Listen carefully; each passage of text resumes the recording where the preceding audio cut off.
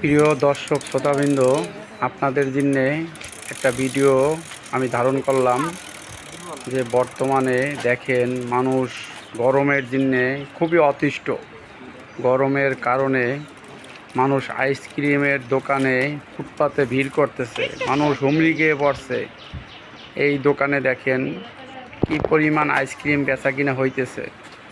মানুষ গরমে অস্থির, যে যেখানে পারতেছে সেইখান থেকে পানি খাইতেছে। একটু হাঁটলেই মানুষ ক্লান্ত হয়ে পড়তেছে।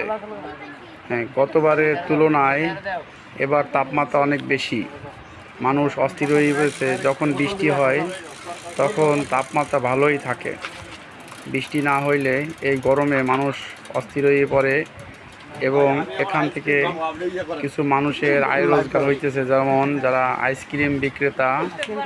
এই দেখেন এক ভাই আইসে, মোটু ভাই, মনে হয় আইসক্রিম সবই খাবে। এই যে ঘুরলি দিতেছে, সে ঘুরাইতেছে। আইসক্রিমে খাওয়ার সাথে সাথেও এ জায়গা কিছু উপহারও পাওয়া যায়। যে যে উপহার পাবে, হ্যাঁ, সেই উপহার তাকে দেওয়া হয়।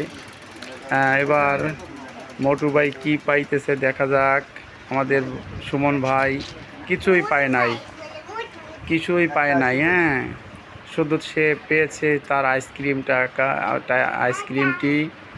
হ্যাঁ ভাই, সবার জন্য দোয়া করি, আল্লাহ পাকের কাছে প্রার্থনা করি যেন আল্লাহ পাক, দেখেন কিভাবে খাইতেছে, আল্লাহ পাক যেন সবাইকে গরমের হাত থেকে বাঁচার তৌফিক করে দেন এবং বৃষ্টি দেন নিয়মিত।